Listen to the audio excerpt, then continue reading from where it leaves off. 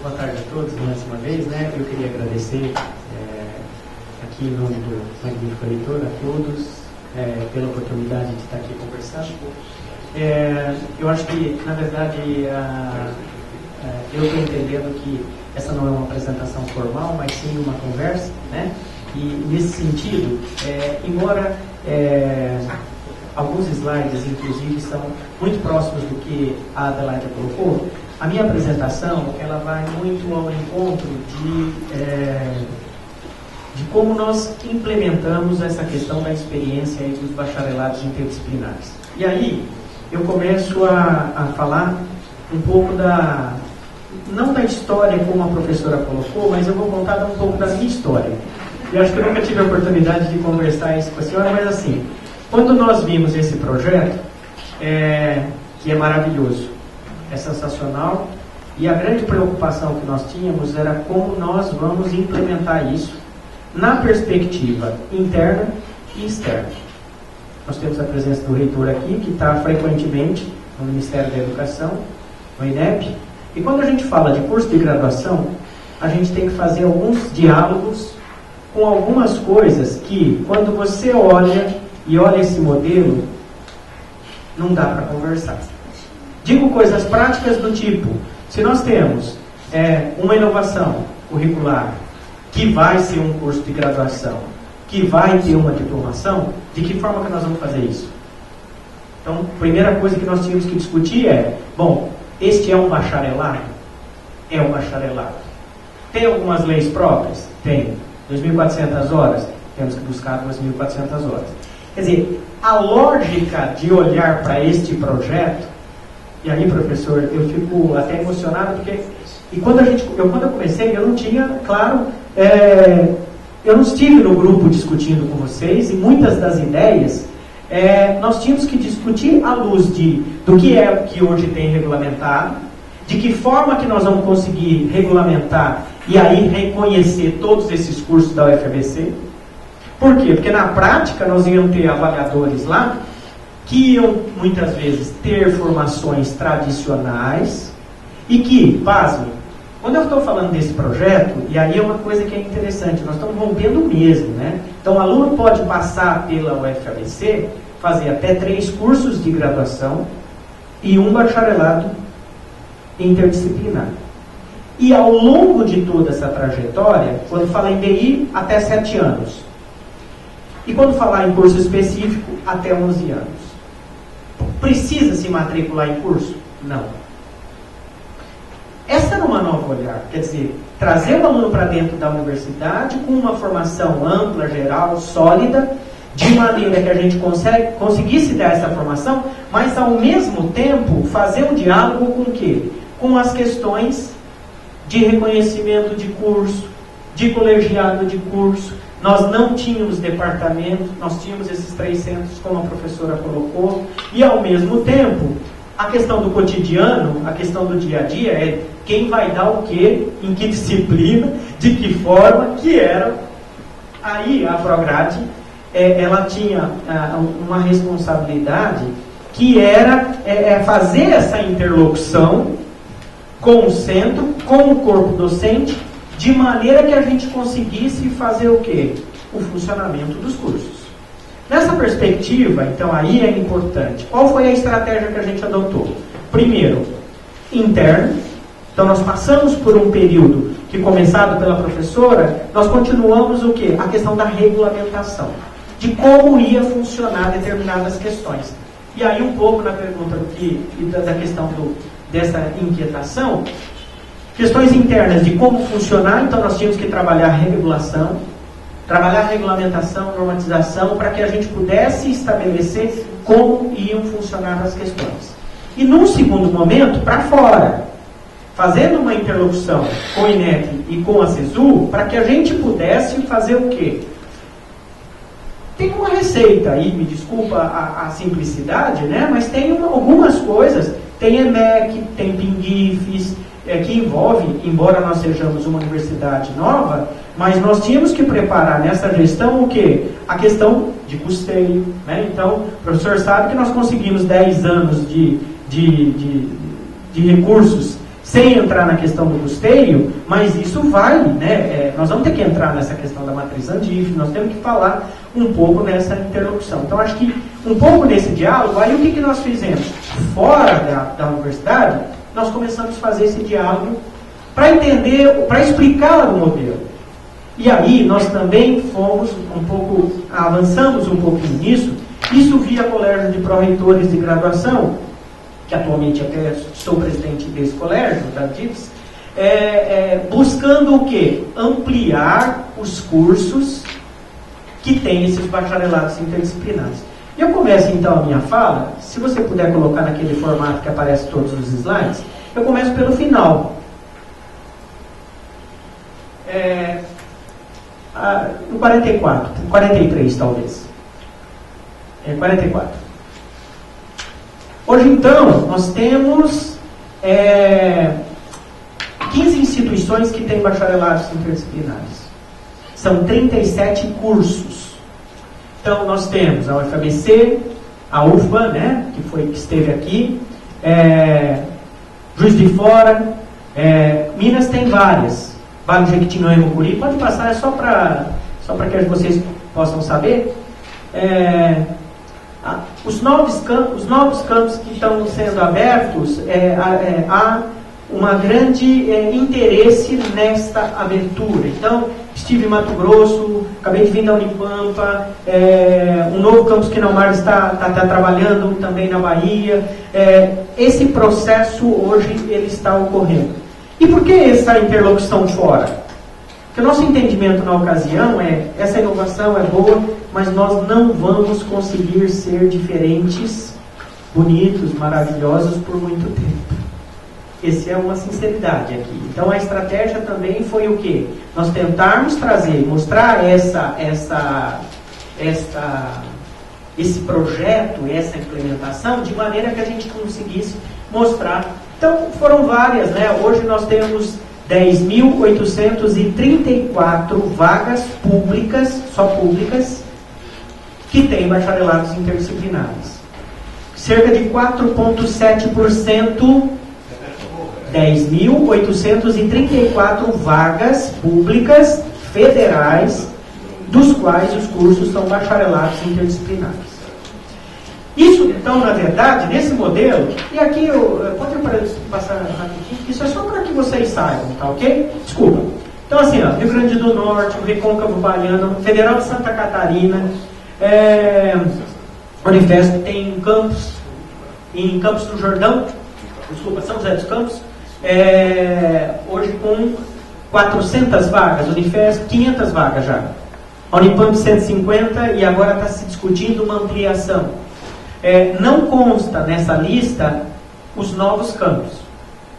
Tá? Então, aquilo que eu falei para vocês de Mato Grosso e desses novos, que a gente já sabe que vai ser implementado, não estão ainda nesse 4,7% das vagas. Então, posso começar então a minha fala agora, pelo início, né? Só dizendo o seguinte, então,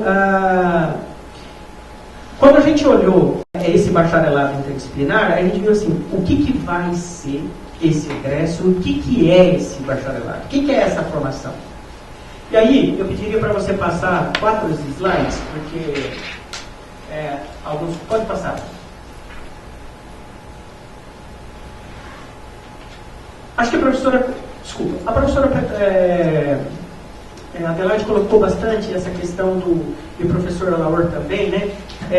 Um pouco desses aspectos pedagógicos, né, do qual a gente está falando, formação aí para o futuro, a revisão dos conteúdos. Eu acho que esse exemplo que eu fiz de depoimento de estrutura da matéria é um pouco isso. E aí eu já começo a dizer um pouco a respeito da própria gestão. Porque quando a gente fala desses cursos, tradicionalmente as pessoas estão pensando de que nessa disciplina, então eu vou te contar assim, eu tenho um curso, né? E aí, imaginando hipoteticamente um reconhecimento desse curso, o cara pergunta assim, você tem cálculo 1, engenharia, cálculo 1, cálculo 2, cálculo 3? Não. Então, veja, ele já começa a chegar na UFABC, onde ele não tem aluno matriculado nessa engenharia. Aí ele já quer ir embora. Depois ele fala assim, mas você não tem cálculo 1? Não. Nem cálculo 2, não. E você tem pré-requisito? Não. Aí fala, bom, então, essa questão da estrutura do conteúdo, a professora falou, mas é que, na verdade, também tem um trabalho interno, porque vai ser dado tudo que é dado no cálculo 1, no cálculo 2, é a mesma coisa, só que de forma diferente. O que precisa é que a gente, exemplificando nesse caso dos reconhecimentos, o que a gente precisa falar? Não, olha, Ivan, você que está lá avaliando hipoteticamente, isso que você quer ver está aqui nessa disciplina, está nessa disciplina, está nessa disciplina, está nessa disciplina e está nessa disciplina. E aí eu vou me reportar aos eixos que a professora colocou. Aqueles eixos de formação, e é claro, nem vou falar aqui na frente dos dois que conceberam isso, mas aqueles eixos são fundamentais para que a gente possa vincular as disciplinas àqueles eixos de maneira que seja fácil para que a gente evidencie que aquele egresso tenha formação naquela área. Então, talvez o exercício da gestão, da pró-reitoria, é tentar ressaltar e tentar explicitar que tudo aquilo que está sendo dado nas instituições mais tradicionais está sendo dado lá. Só que de uma forma, ou com uma ênfase um pouco diferente, e dando esta liberdade para que eles possam fazer. Quando fala-se, então, daqueles percentuais, então, lembrando, nós temos as disciplinas obrigatórias, de opção limitadas e livres. Como eu faço a gestão disso? 47% é obrigatório. Tá bom, então não tem conversa. Eu entro lá para fazer o BCT, eu vou ter o quê? Essas disciplinas para cursar na sequência que eu quiser. Irmão, mas como é que você faz o planejamento dessas disciplinas de oferta? Isso foi uma grande discussão. Por quê? Porque à medida que, hipoteticamente, um grupo aqui que se reúne, que começa a formar quase que uma estrutura, eles organizam, nós vamos cuidar dessas 3 disciplinas. Nós não temos isso lá. Então o que se fazia? Muitas vezes começava a criar um monte de disciplina, começava a criar, e na verdade, gente, nós não estávamos preocupados muitas vezes com as questões do cerne do projeto pedagógico, e sim o quê? Da sustentabilidade de cada um de nós sob a perspectiva de formação, para que a gente entrasse numa zona de conforto que eu trabalho com polímeros biodegradáveis. Dentro da materiais, eu ia trabalhar não com materiais poliméricos, que é plástico. Eu ia trabalhar com polímeros diferentes. Eu queria dar materiais biodegradáveis. E não existe isso. Então, o que nós fazemos? Nós temos uma resolução 100, aprovada. O que nós fazemos? Planejamento anual. Pegamos, então, eu só uso um termo diferente da professora, que nós fizemos quadrimestral. A professora falou trimestral, mas a gente adota quadrimestral por quê? Essa é uma introdução, inclusive, com o MEC. Porque 3 vezes 3 dá 9. O MEC falou, vocês não trabalham o ano inteiro? Ah, não, então é quadrimestral, 3 quadrimestres. Então trabalhamos, porque vocês são 2 semestres, né? Você percebe que tem uma lógica, é interlocução, é o diálogo e é a construção. E aí nós colocamos lá no EMEC um sistema diferente, e aí temos que colocar essas informações, que é um pouco esse diálogo, né? E quando a gente faz isso, o que a gente falou? Eu acho que esse é um ponto importante, porque ao mesmo tempo dá uma inquietação do que eu vou dar no próximo quadrimestre, porque se eu dei 2 vezes a mesma disciplina, eu não tenho prioridade para dar a terceira. Maurício quer dar disciplina, eu não deu e eu dei 2 vezes, você tem prioridade. Isso tira, né? É complicado. Então o que nós fizemos? Nós resolvemos fazer o seguinte, nós temos uma normativa que estabelecemos um planejamento anual. E aí, das matrizes sugeridas, que não é uma coisa, eu coloco assim, primeiro quadrimestre, aluno ingressante, aí eu oferto aqueles sequenciais tradicionais, eu coloco isso no planejamento. E deixo a liberdade para que os cursos ofertem e que os alunos peçam as disciplinas. No final, a gente faz um balanço, soma o total de créditos, divide pelos alunos, carga equânime para todos os docentes. Eu sei quantos créditos eu vou dar. Rompe com aquela coisa de que aumenta, aquela disciplina é fundamental, aquela coisa. Num primeiro momento na UFBC, provavelmente a professora no começo, ela percebeu que houve um aumento das livres. Todo mundo queria dar disciplina livre. Claro. Porque o aluno tem que ter aquela formação geral, aquela formação. Só que aquele percentual, em termos de gestão, aquele percentual que eu tenho para livre é 27%. Mas eu tenho um passivo a atender de 47% de obrigatório e a opção limitada. A opção limitada, ela pode ser o quê? A obrigatória do curso específico. Então eu já também trabalho o quê? O aumento, o aproveitamento das disciplinas daqueles cursos específicos que muitas vezes tinham 6, 7 alunos. Então eu aumento, eu dou aproveitamento nessas questões da gestão acadêmica. Então o que a gente faz? Com isso, o que a gente sabe? Eu, hoje, né? 5,83 por quadrimestre, cargo equânime. Você faz a sua gestão também. Então, ó, eu me reúno com o professor Alaor, professor, eu dou o primeiro, o segundo quadrimestre, o senhor dá o segundo e o terceiro, que a gente vai ter um total. E aí, eu livro o terceiro, o senhor livra o primeiro, a gente dá continuidade às nossas pesquisas. Esse foi uma coisa que nós conseguimos. Eu diria que hoje 2 centros vêm fazendo isso. O meu centro nem tanto. O seu centro hoje é uma regra. Eu estou na engenharia e ciências sociais aplicadas, mas estamos avançando. Nós estamos discutindo a relação constantemente, mas isso é mais trabalhoso. Mas o que está se percebendo? É a prática. Então, o que nós tínhamos, no começo nós tínhamos muito mais. Hoje, nós somos cobrados, o próprio diretor do centro já é cobrado, por quê? Professor, nós não vamos ter essa condição de ter um quadrimestre livre para as nossas atividades? Então isso já está vindo, por quê? Porque nós começamos a criar essa questão e aí a gestão começa a dar essa liberdade para que a gente comece, bom, eu vou dar disciplina diferente, eu vou ter que preparar, mas ao mesmo tempo eu fico um quadrimestre que eu consigo ir lá na UFMG fazer aquele trabalho com meu colega de pesquisa ou qualquer outra coisa. Essa começa então a romper. E acho um pouco, aproveitando um pouquinho essa questão das barreiras e da interdisciplinariedade, quando a gente fala, e aí eu vou me apropriar daquela questão da coordenação de disciplina, você rompe mesmo essa barreira. E aí você, no primeiro momento, a gente não é tão eficaz nessas questões da interdisciplinariedade. Por quê? Eu lembro quando nós começamos a trabalhar uma disciplina projeto dirigido, eu e o professor Adelaide. Acho que naquele momento éramos nós dois os professores, mas à medida que foi passando, hoje nós temos vários colegas. E naquele momento o projeto dirigido era o quê? Veja, nós temos uma pessoa que é muito experiente da USP, eu tinha alguma experiência, e aí nós começamos a discutir o que nós iríamos fazer para cima.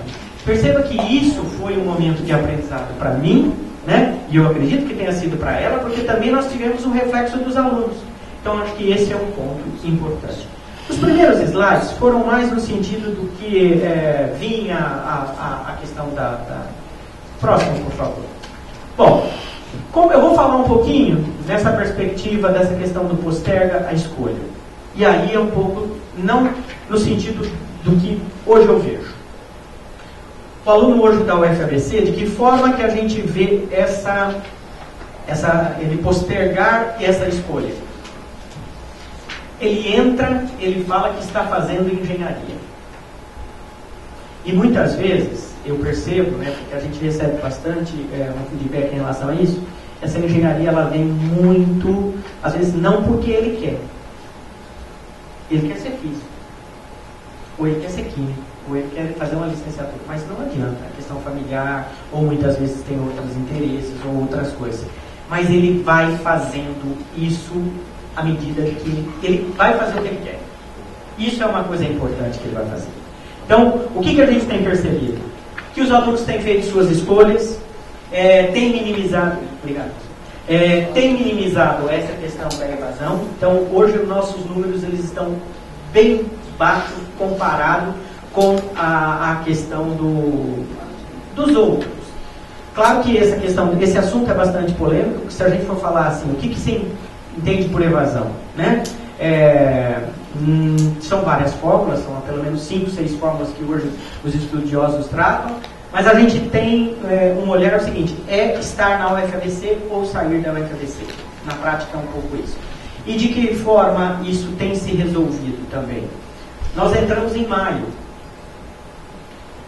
Nosso ingresso não é em fevereiro.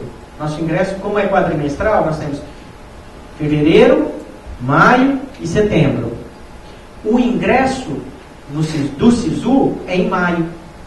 Isso resolveu muito. Hoje a gente preenche quase que todas as vagas. Eu diria que todas as vagas que nós colocamos no edital. Por quê?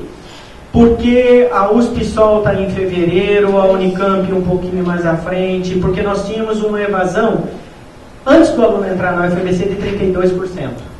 Então, ele nem experimentava, mas ele via para uma USP ou para uma Unicamp, que é uma universidade tradicional. Isso não era uma evasão, nós não entendíamos como uma evasão. Por quê? Porque, entre aspas, ele não experimentou a UFABC, ele foi por uma questão de próprios interesses. O próximo. Bom, então nós temos, essa foi um pouco a história aí dos ingressos, né?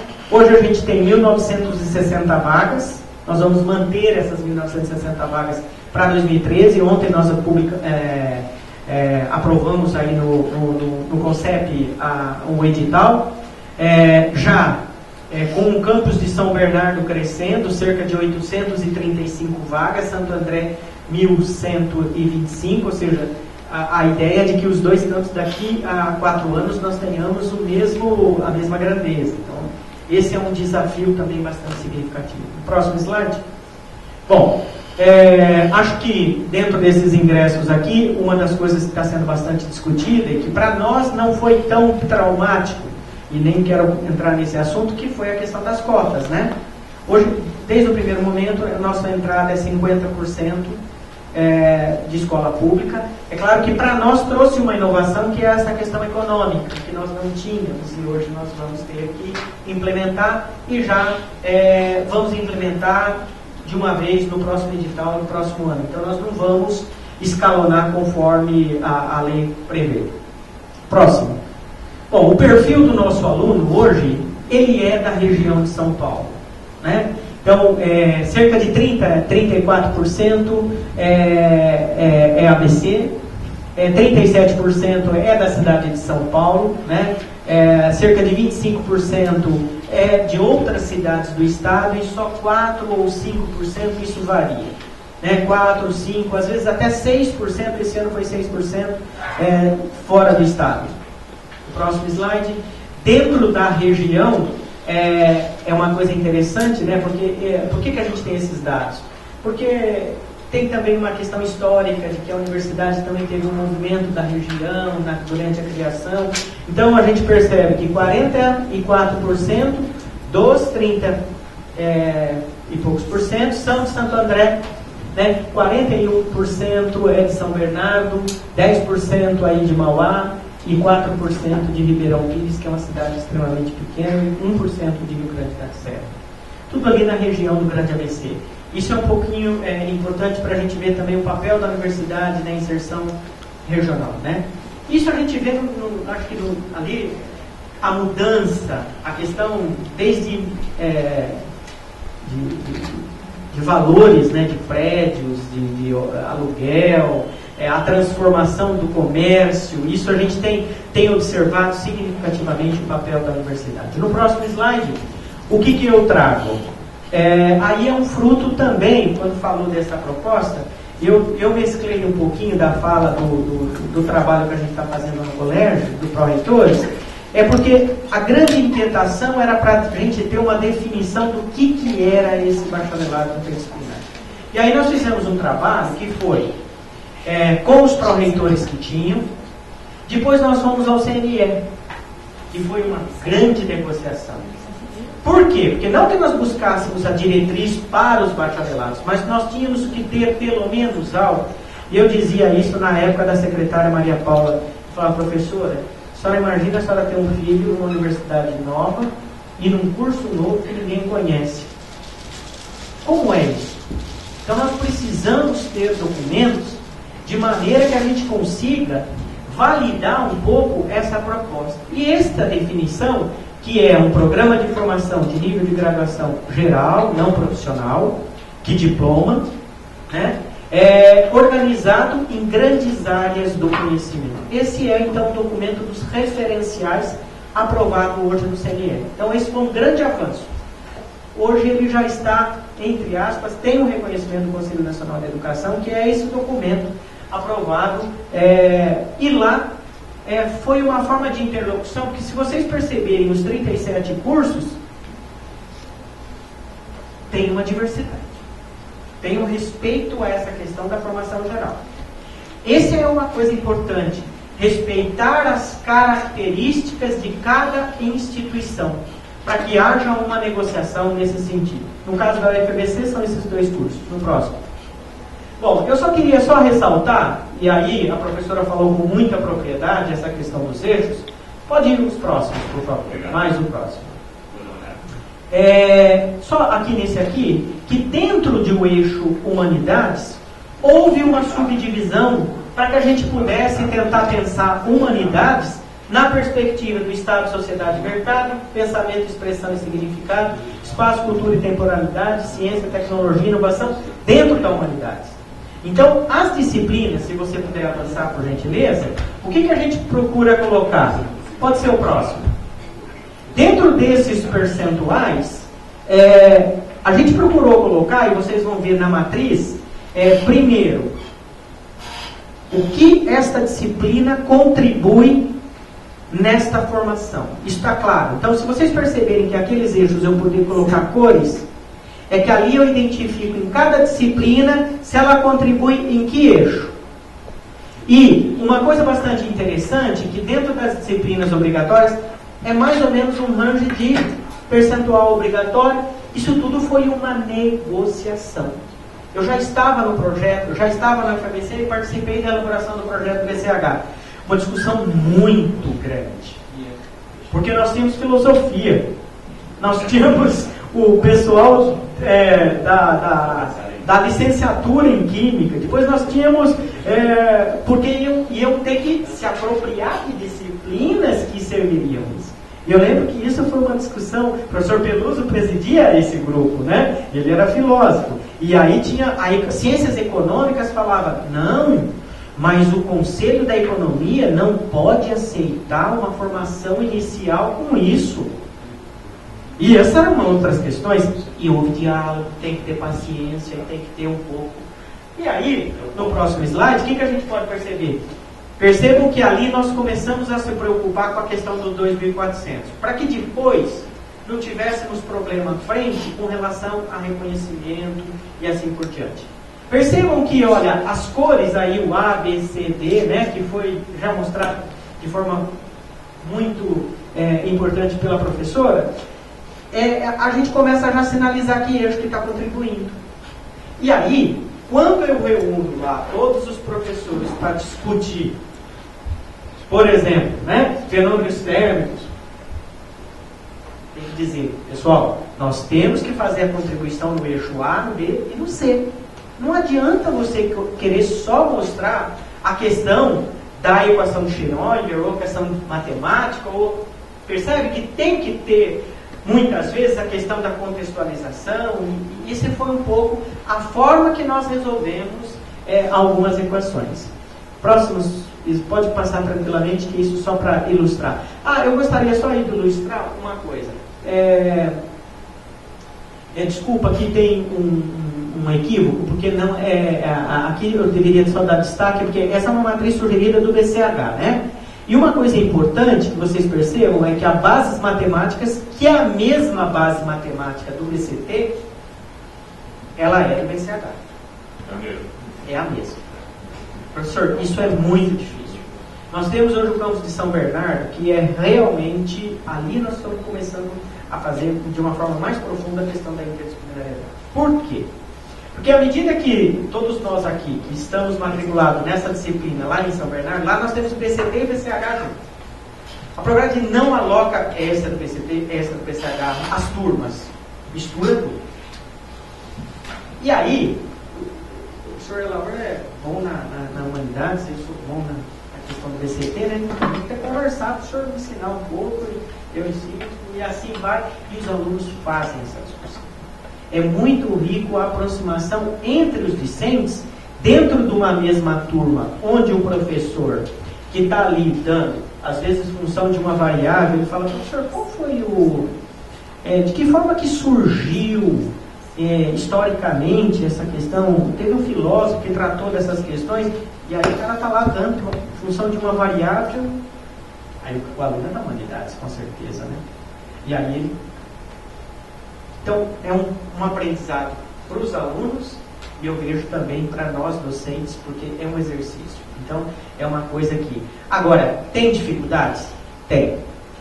Não vou ser ingênuo aqui, nem vou tentar... nós temos, e como qualquer corretoria de graduação, a colega sabe aqui, né?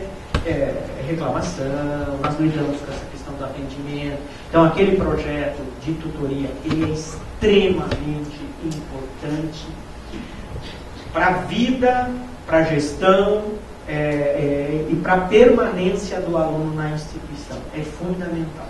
Tanto que, no primeiro momento, quando eu entrei, ele era obrigatório para nós docentes.